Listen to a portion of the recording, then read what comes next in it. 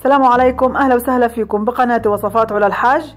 اليوم حاعمل معاكم متبل البتنجان، حورجيكم طريقتي كيف بعمله وحيطلع معاكم تحفة. بجيب شبك الشوي بحطه على راس الغاز،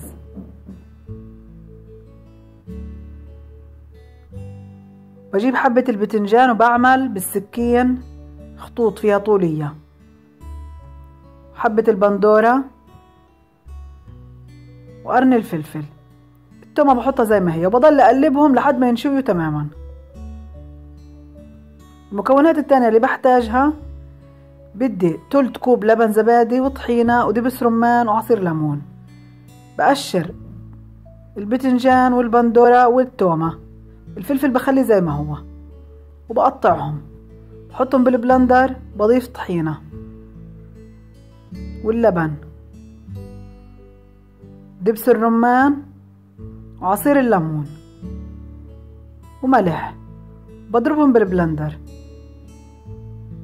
وهيك بتكوني عملتي أطيب متبل بتنجان مشوي. جربوه إن شاء الله حتنبسطوا عليه.